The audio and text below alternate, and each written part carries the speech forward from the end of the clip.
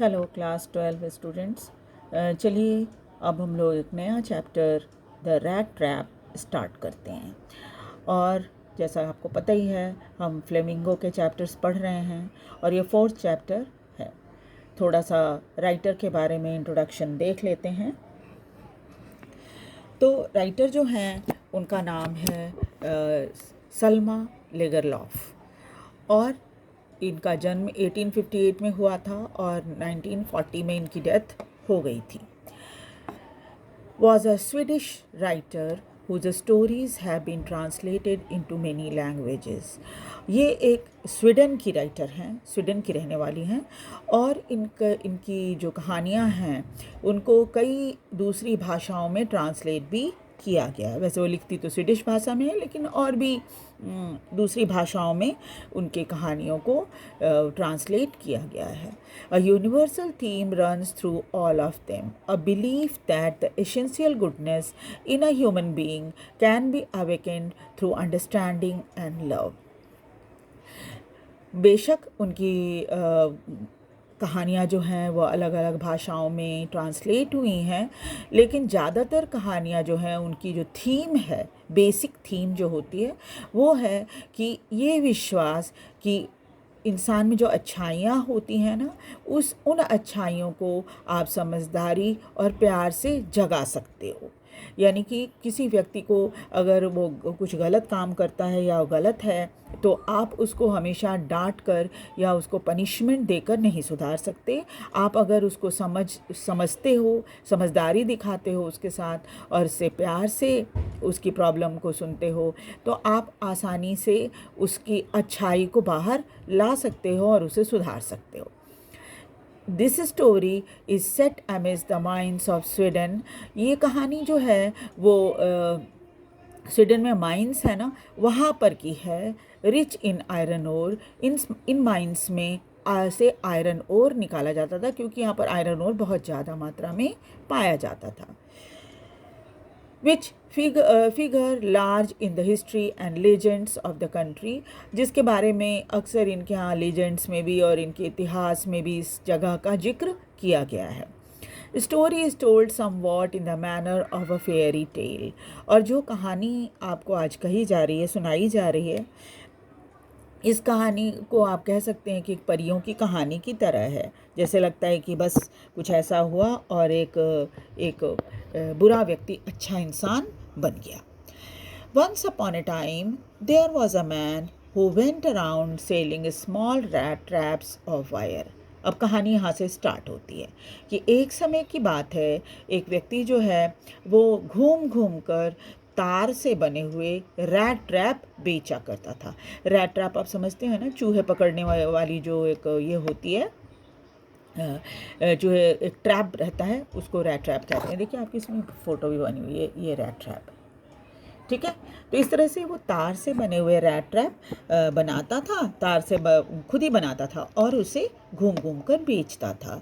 He made them himself at odd moments. जब भी उसको समय मिलता तो उसमें वो रैट ट्रैप बना लिया करता था। From the material he got by begging in stores और एट बिग फार्म्स।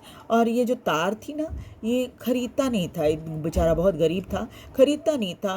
वो कभी कभी मांग लेता था किसी से कि भाई दे दो मुझे तार, किसी बड़े स्टोर में या किसी बड़े फार्म में जाकर वो तार मांग लिया करता था और उसी से वो रैट ट्रैप बनाता था। But even so the business was not specially profitable. हालांकि एक तरह से आप कहिए कि उसको तार जो है यानी बनाने की जो मटेरियल थी वो फ्री में मिल जाती थी, लेकिन फिर भी उसे कुछ खास प्रॉफिट अपने काम से नहीं मिलता था। So he had to resort to both begging and petty thievery to keep body and soul together. इसीलिए वो उसे थोड़ा भीख भी मांगना पड़ता था और साथ ही साथ क्या था, थोड़ी बहुत चोरी भी करनी पड़ती थी, छोटी मोटी चोरियां कर लेता था ताकि वो अपने आप को जीवित रख सके। इवन सो हिज क्लोथ्स वर इन रैग्स। ये करने के बावजूद भी उसके कपड़े बड़े फटे पुराने से थे। हिज चीक्स वर संकन, गाल बिल्कुल पिचके हुए थे। And hunger gleam in his eyes, और आंखें देखकर ऐसा लगता था न जाने कब से उसे भरपेट खाने के लिए नहीं मिला है। No one can imagine how sad and monotonous can life can appear to such a vagabond. और आप कल्पना भी नहीं कर सकते कि बेचारे की ज़िंदगी कितनी उदास और नीरस थी।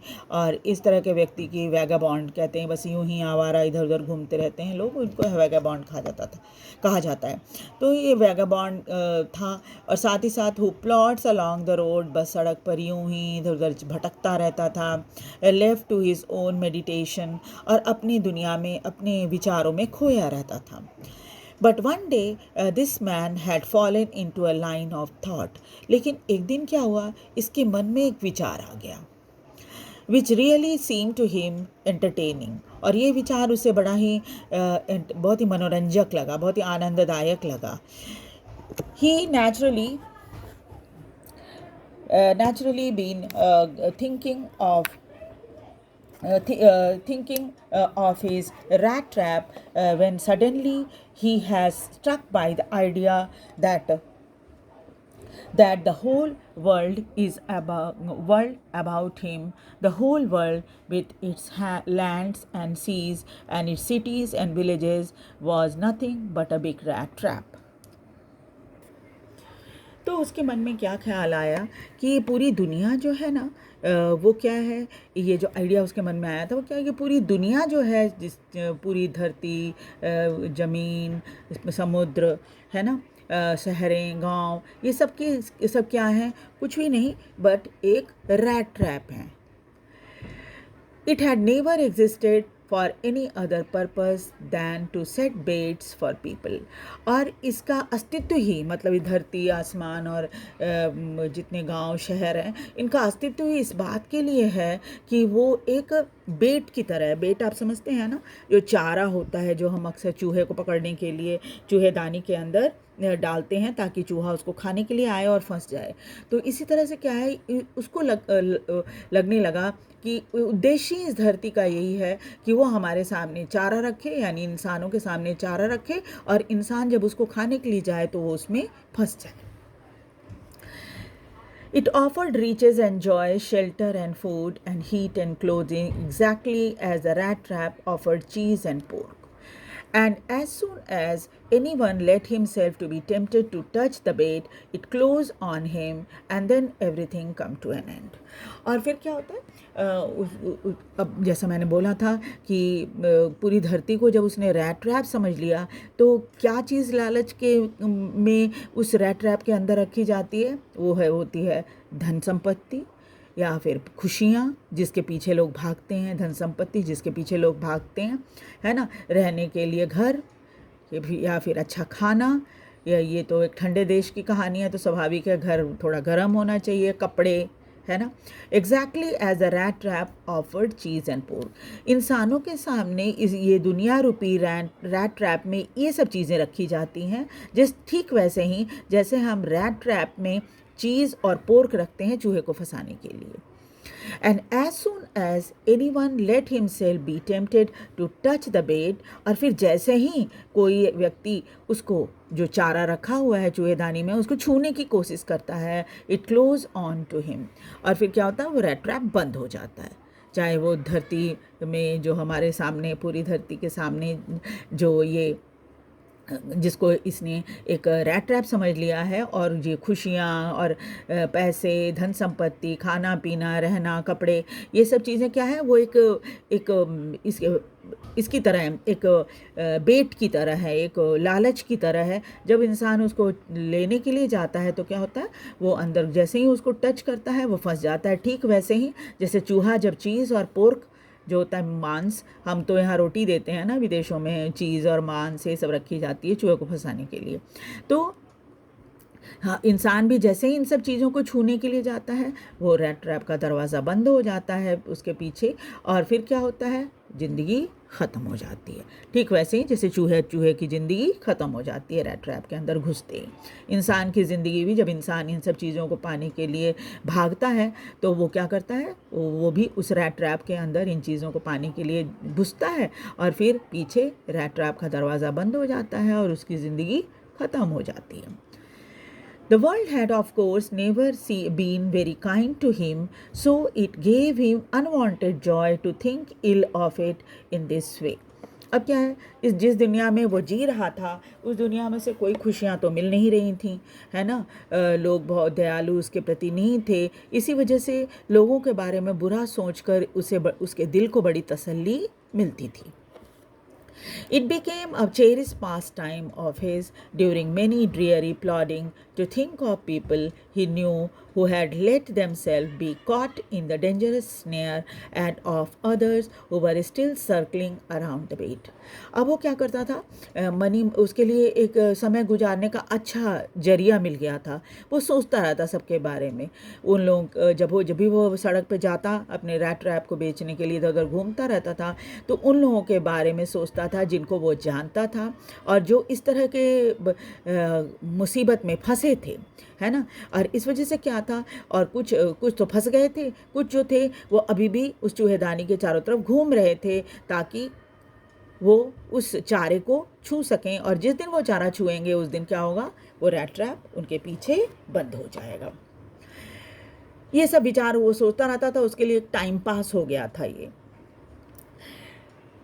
One dark evening, as he was trudging along the road, he caught sight of a little grey cottage by the roadside, and he knocked on the door to ask shelter for the night.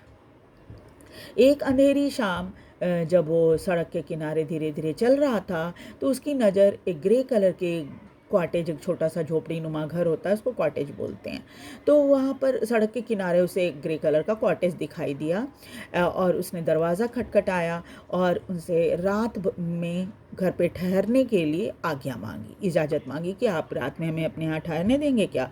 ठंडे देशों में अक्सर ये सब चीज़ें होती हैं क्योंकि लोगों को पता होता है कि आप अगर बाहर रह जाओगे तो ठंड इतनी ज़्यादा होती है कि आप ठंड से मर जाओगे, इसलिए उसने आसरा मांगा उस दरवाज़ा खटखटाकर।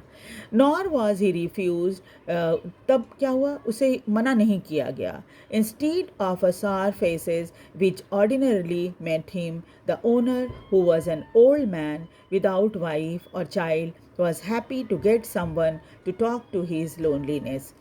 और अक्सर जब वो इस तरह से दरवाज़ा लोगों का खटखटाया करता था तो क्या होता था, लोग बड़ा बुरा सा मुंह बनाते थे और अक्सर उसे इजाज़त नहीं देते थे अपने घर में ठहरने के लिए। लेकिन क्या था, जब इस घर का दरवाज़ा उसने खटखटाया तो ओनर जो था, मालिक, वो एक बूढ़ा सा व्यक्ति था जिसकी पत्नी भी नहीं थी और बच्चे भी नहीं थे, और उसे खुशी हो रही थी कि चलो उस अकेलेपन में कोई एक व्यक्ति तो आया है जिससे वो थोड़ा सा बात करके अपना समय गुजार पाएगा। Immediately he put the porridge pot on the fire and gave him supper. तुरंत उसने क्या किया, पॉरिज पॉट में जो था पॉरिज बन रहा था तो उसने उस आग पर रख दिया गर्म होने के लिए और उसको खाने के लिए, गर्म करके खाने के लिए दिया।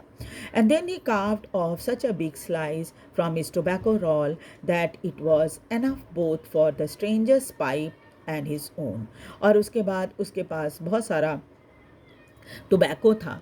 टोबैको रोल मतलब साबुत जो होती हैं ना, टोबैको की पत्तियाँ सुखा के बेची जाती हैं ना, तंबाकू जिसको बोलते हैं, वो तंबाकू का बड़ा सा टुकड़ा उसके पास था। उसमें से उसने एक टुकड़ा तोड़ा और इतना कि ताकि वो खुद अपने लिए और इस अजनबी के लिए को भी पीने के लिए पाइप में दे सके। वो जो ये होता है, आपने देखा ही होगा, पाइप्स होते हैं उसके लोग सिगरेट पीते हैं, सिगरेट की तरह उसे पिया जाता है। Finally he got out an old pack of card, और फिर उसने आखिर में एक पुराना ताश के पत्तों की गड्डी उसने निकाली। एंड प्लेड मजोलिस with his guest until bed time, और उसके साथ एक गेम होता है मजोलिस, वो उसके साथ तब तक खेलता रहा जब तक सोने का वक्त नहीं हो गया। ठीक है, so in the next class will continue with the chapter.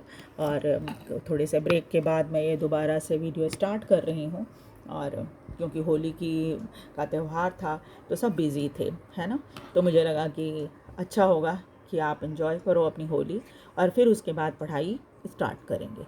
तो आप प्लेलिस्ट में जाइएगा और जितने पहले की जो वीडियो है उसको देख लीजिएगा, और इस वीडियो को भी मैं प्लेलिस्ट में डाल दूँगी ताकि आप आसानी से इसको देख सकें। और वीडियो को लाइक और सब्सक्राइब ज़रूर कर दीजिए। Thank you very much.